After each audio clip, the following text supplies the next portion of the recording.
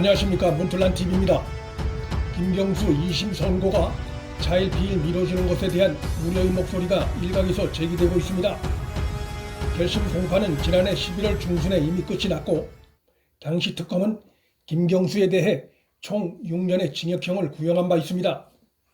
당초 지난해 12월 24일에 열릴 예정이었던 선고가 두 차례나 연기된 후 지난 21일에 열린 변론에서 재판부는 김경수가 두루킹의 킹크랩 시연을 참관했다는 결론을 내리면서 향후 변론에서 두루킹과 김경수 간 공모관계를 추가 심리하겠다고 밝혔습니다. 1년여의 재판 기간이 있었음에도 재판부의 이 같은 입장, 즉 김경수의 두루킹 킹크랩 시연 참관 결론과 공모관계 추가 심리를 분리해 밝힌 것에서 선고가 왜 거듭 미뤄지고 있는지 그 윤곽이 드러납니다. 이미 작년 12월 24일 최종 선고를 내리기로 밝혔던 재판부가 이날 김경수의 시연 참관 결론 부분을 미리 밝힌 것으로 봐서 2심 재판부는 1심과 마찬가지로 김경수 유죄 쪽으로 잠정 결론을 내리고 선고 기일을 밝혔고 판결문 작성을 시작했던 것으로 볼 수 있습니다. 다시 말해서 재판부가 1심 유죄를 무죄로 급박하게 변경하는 과정에서 시간이 더 필요했던 것이 아닌가라는 일각의 의혹은 이날 재판부의 분리 입장 발표로 사실이 아닐 가능성이 커졌습니다. 오히려 재판부 내부에서 김경수 유죄 결론에 대해 강한 반대 의견을 나타내는 일부의 주장이 있어 재판장인 자문호 판사가 이 같은 절충안, 즉 김경수의 시연 참관 사실엔 내부 합의를 끌어내고 다만 공모 관계는 추가 심리를 하는 것으로 재판부 내 이견을 절충한 것으로 보입니다. 2심 재판부가 21일 밝힌 입장에서도 그 저간의 사정을 엿볼 수 있는 대목이 나옵니다. 재판부가 다만 타인의 범행을 인식하면서도 이를 제지하지 않고 단순히 용인하는 것만으로는 부족하다는 대법원 판례를 소개한 것은 재판부 내부에 공모 관계로까지의 인정을 강력히 거부하는 목소리가 있었음을 시사합니다. 즉 두루킹은 김경수와 적극적인 공범 관계가 아니라 대선 당시 수많은 지지그룹 중에 하나였고 문재인의 핵심 홍보 책임자였던 김경수가 지지그룹 관리 차원에서 그를 만나 얘기를 들어준 것이라는 김경수 측의 주장에 섰던 재판부가 있었던 것으로 보입니다. 하지만 타인의 범행을 인식하면서도 이를 제지하지 않고 단순히 용인하는 것만으로는 부족하다는 대법원 판례를 들어 김경수의 공범 관계를 부인하려는 김경수 측의 전략은 실패할 수밖에 없다고 봅니다. 대법원의 또 다른 판례는 공범은 모든 공범자의 범죄 구성 요건 실현을 전제로 하지 않고 실현 행위를 하는 공범자에게 협력하는 것으로도 가능하다고 보고 있기 때문입니다. 김경수는 단순 용인 정도가 아니라 수차례 두루킹의 산책까지 직접 찾아가서 만났고 또 두루킹의 킹크랩 시연을 참관한 이후 많은 양의 대선 관련 기사를 두루킹에게 보냈고 답신을 받았고 자신의 반응을 두루킹에 보낸 사실도 있습니다. 이런 상황은 김경수와 두루킹 관계가 단순 용인의 수준이 아니라 적극적인 협력 관계에 해당함을 잘 보여줍니다. 또한 문재인의 부인 김정숙은 김경수와 함께 시간이 없다는 주변 참모들 만류를 뿌리치고 두루킹이 운영하던 경인선 그룹에 가야 한다는 말을 5차례나 하고 직접 찾아가 감사의 표시를 한 사실이 있습니다. 이 모든 부정할 수 없는 상황들이 존재하기 때문에 김경수 측은 아예 킹크랩 시연을 본 적이 없다는 2심 전략을 밀고 나갔던 것인데 그것이 1년에 걸친 시도에도 불구하고 무너진 것이라 볼 수 있습니다. 그렇다면 김경수 유죄 결론에 대해 반대를 한 판사가 누굴까 궁금해집니다. 법조계에선 김민기 주심 판사가 김경수 유죄 결론에 반대 목소리를 냈을 가능성이 큰 것으로 봅니다.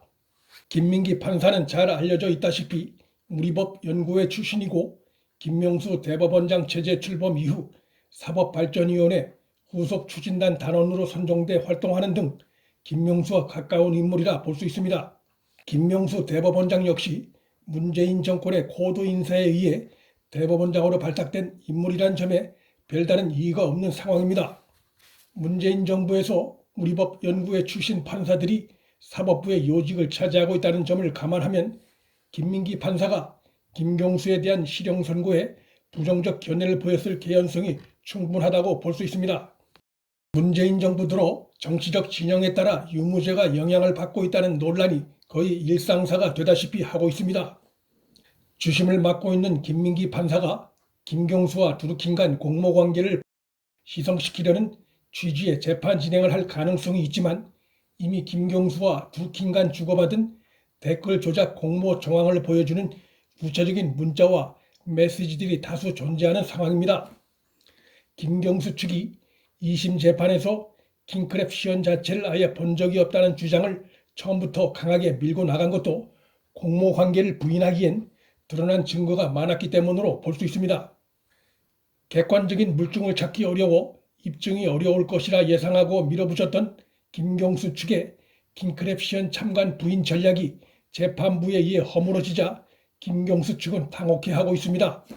김경수 측은 추가 변론 기회를 통해 계속해서 김경수가 킹크랩 시연에 참관한 사실이 없음을 주장하겠지만 재판부는 결론을 뒤집을 만한 증거 자료가 있으면 제출을 막지 않겠다는 전제를 달면서도 킹크랩 시연에 김 지사가 참여했는지 여부 등은 더 이상 주된 심리 대상이 아니다라고 못을 박았습니다. 이날 재판부는 비진술적 증거들이란 용어를 사용하며 재판부의 1차 결론 이유에 대한 설명을 했습니다. 재판부는 비진술적 증거들, 즉 당일자 온라인 정보 보고, 킹크랩 프로토타입의 시연 로그 기록 등을 통해 특검이 상당 부분 증명을 했다고 판단했다고 설명했습니다. 이어 이는 피고인이 믿기 어렵다고 주장하는 김씨 등의 진술을 제외하더라도 마찬가지라고 사실상 1차 결론에 대해 못을 박았습니다. 2심 재판부는 앞으로 공모 여부를 밝힐 추가 변론을 위해 특검과 김경수 양측에 8가지 질문을 던졌는데 그중 특히 눈에 띄는 대목은 김경수가 드루킹 김동원에게 보낸 기사 목록에 대해 전달하겠습니다, 처리하였습니다, 처리하겠습니다 등의 답신을 받고도 문제 삼지 않은 이유에 대한 설명을 요구했습니다. 김경수 측은 아마도 선풀운동, 즉 좋은 댓글을 다는 운동인 줄 알았다고 답변하겠지만 이미 김경수가 댓글 조작 시연을 참관한 것이 인정된 상황이고 무엇보다 드루킹 측의 댓글 조작이 문재인과 그 경쟁자들을 상대로 지속적으로 또 경쟁자에 대해서는 악의적으로 이루어진 것들이 드러난 상황이기 때문에 김경수 측의 그런 식의 답변은 궁색하고 설득력이 없다 하겠습니다. 댓글 조작이 이루어지고 있다는 사실을 뻔히 알고 있는 상황에서 전달하겠습니다, 처리하였습니다, 처리하겠습니다의 답신을 받고도 문제 삼지 않은 그 자체가 양측이 단순한 팬클럽 관리 차원이 아니라 대선을 앞두고 긴밀한 협력관계에 놓여 있었음을 보여주는 뚜렷한 증거이기도 합니다. 재판부는 드루킹 댓글 조작 사건은 우리 사회와 선거 문화에 미치는 영향이 매우 큰 사건이라며 향후 심리 결과는 김 지사의 죄 성립 여부, 책임 정도, 양형에 중대한 영향을 미칠 것이라는 점을 미리 알려드린다고도 했습니다. 유죄로 결론 나면 중형이 선고될 것임을 시사한 것이고 김경수의 재구속 가능성을 시사한 것으로도 볼 수 있습니다. 김경수가 2심에서도 유죄 선고를 받게 되면 김경수 본인은 물론 문재인 정권의 도덕성이 다시 한번 치명타를 입게 될 것입니다. 이미 지난해 12월에 선고가 돼 실현됐어야 할 정의가 지체되고 있는 것은 매우 안타까운 일이고 총선 이후로 그 시기가 늦어질 가능성이 발생한 것 역시 안타까운 일이나 정치적으로 어려운 상황 속에서도 재판이 늦었지만 바른 방향으로 자리를 잡아가고 있는 것은 일단 긍정적인 면으로 보입니다. 하지만 진영 논리에 빠진 판사들이 법원 내에 적지 않이 존재하고 이들이 정치적 진영 논리에 따라 유무죄를 흐리고 있다는 우려가 점점 커지고 있는 것은 여전히 걱정스러운 현실입니다. 반대편에 대해선 티끌까지 찾아내 적폐로 몰면서 내 편의 허물에 대해선 될수록 아름답게 포장하려는 태도야말로 사법 정의를 훼손하고 사법부에 대한 국민의 신뢰를 훼손하는 행위라 할 수 있습니다.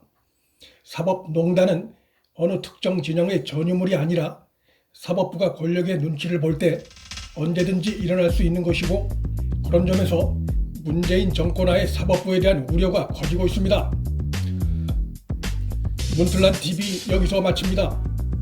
구독과 좋아요, 방송 공유는 방송 제작에 큰 힘이 됩니다. 시청해 주셔서 감사합니다.